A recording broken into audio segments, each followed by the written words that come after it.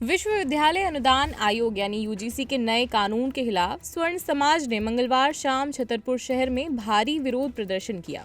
प्रदर्शनकारी यूजीसी के प्रस्तावित नियमों को उच्च शिक्षा में सामान्य वर्ग के छात्रों के खिलाफ काला कानून करार देते हुए इसे तत्काल वापस लेने की मांग कर रहे हैं। प्रदर्शन शाम करीब 4 बजे स्टेडियम परिसर से शुरू हुआ और डाकखाने चौराहे तक पहुंचा। यहाँ प्रदर्शनकारियों ने केंद्र सरकार के खिलाफ जमकर नारेबाजी की। इसके बाद वे चौबे तिराहे पर पहुंचे और सड़क पर बैठकर विरोध जताया, जिससे कुछ समय के लिए शहर में यातायात प्रभावित रहा।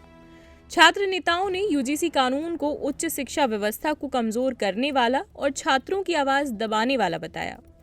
उनका आरोप है कि ये नियम जातिगत भेदभाव को रोकने के नाम पर सामान्य वर्ग के छात्रों के साथ अन्याय करेगा और झूठे आरोपों से बचाव के पर्याप्त प्रावधान नहीं है। भारी संख्या में छात्रों ने इस आंदोलन में हिस्सा लिया, जिसमें युवाओं में गहरा आक्रोश दिखाई दिया। प्रदर्शनकारी बाद में कलेक्टर परिसर पहुंचे, जहां वे पुतला दहन करने की योजना बना रहे थे, लेकिन प्रशासन ने अनुमति नहीं दी। इससे नाराज छात्र नेताओं ने ज्ञापन पढ़ते हुए उसी समय उसे फाड़ दिया और प्रदर्शन समाप्त कर दिया। इस दौरान प्रशासन और केंद्र सरकार के खिलाफ जोरदार नारेबाजी हुई। कलेक्टर परिसर के बाहर कुछ देर तक तनावपूर्ण माहौल बना रहा। हालांकि मौके पर मौजूद पुलिस बल ने स्थिति को संभाल लिया और किसी अप्रिय घटना को टाल दिया। प्रदर्शन में कांग्रेस नेत्री दीप्ति पांडे, सचिन राजा चौहान सहित कई छात्र और कार्यकर्ता मौजूद रहे। भैया, आज आपने जो देखा है कि यूजीसी का जो नया कानून आया है वो स्वयं विरोधी कानून है। केंद्र सरकार को स्वयं अब इतने चुभने लगे हैं कि वो हम लोगों को अब देश से निकालने का काम कर रही है। जिस समाज ने इस देश के लिए अपने प्राण, जमीन, जायदाद, रियासतें दान में दी, जिस समाज ने सबसे आगे रह के इस भारत को अखंड बनाने का काम किया है, आज उसी समाज को उसके अधिकार और सम्मान से वंचित किया जा रहा है। जब समाज सड़कों पे उतरता है तो आपने देखा कि पुलिस प्रशासन कैसे हम लोगों को रोकता है, हमारे अधिकार और सम्मान से कैसे हम लोगों को दूर भगाता है कि हम अपने अधिकार और सम्मान के लिए नहीं लड़ सकते हैं।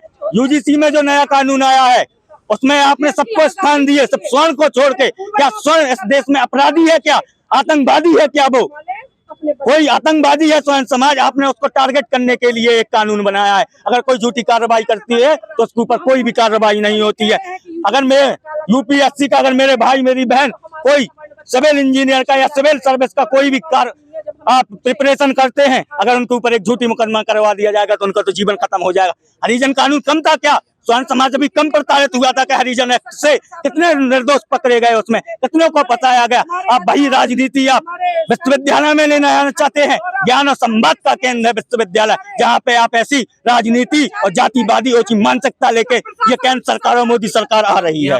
ये देश गर्त की ओर जा रहा है। हम अपनी आने वाली भावी पीढ़ी के लिए, उनके उत्तरों के लिए, उनके प्रश्नों के लिए आज हम सड़कों पर है, ताकि हमारे आने वाले बच्चे, हमारी संतान, भावी पीढ़ी हमसे ये प्रश्न ना कर सके कि जब हमारे अधिकारों के साथ हनन हो रहा था, हमारे ऊपर अत्याचार की कहानी लिखी जा रही थी, जब तुम कहाँ थे, हम उन्हें बता पाएंगे कि हम सड़कों पे थे। आज ये देश किस दिशा और दशा की ओर जा रहा है आप देखिए ना। शंकराचार्य जो स्वयं शंकर के अवतार है, उन्हें बताना पड़ता है कि वो फर्जी है, असली है।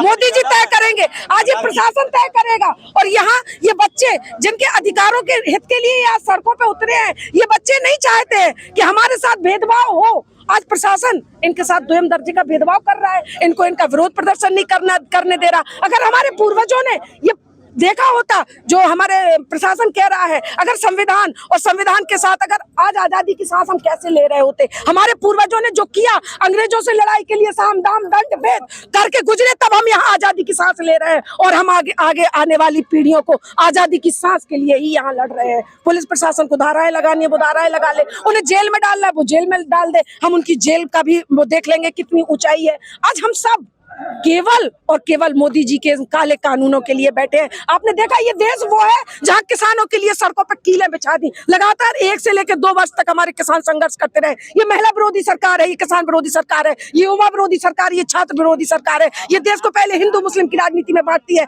अब आपस में सवर्ण और ओबीसी को बांट रही है केवल। और एक तरफ कहते हैं बटोगे नहीं तो कटोगे, और दूसरी तरफ खुद बांटते हैं। एक तरफ सनातन यात्रा निकालते हैं, एक तरफ हिंदुओं को एक करते हैं और दूसरी तरफ हिंदुओं को आपस में लड़वाते हैं। एक तरफ हिंदू मुस्लिम को अलग कर दिया, राम मंदिर का मुद्दा खत्म हो गया, आपस में लड़वाने लगे। ये केवल जातिगत जहर घोल रहे हैं। ये देखिए ना, ये दौर, हमारे अम्बेडकर का संविधान निर्माता का सब सम्मान करते थे, पर ये देश उस दौर से गुजर रहा है जहां ऐसी भी घटनाएं आने लगी हैं। ये किनकी ओछी मानसिकता है? कौन कहता है? हम गर्व से कहते हैं कि हाँ, अम्बेडकर ने संविधान लिखा और उस संविधान में हम लोगों को हमारे अधिकार, नियम, कानून, सिद्धांत सब कुछ दिए। हम संविधान के दायरे में ही काम करेंगे। लेकिन ये देश गुलाम था, ये देश गुलाम था।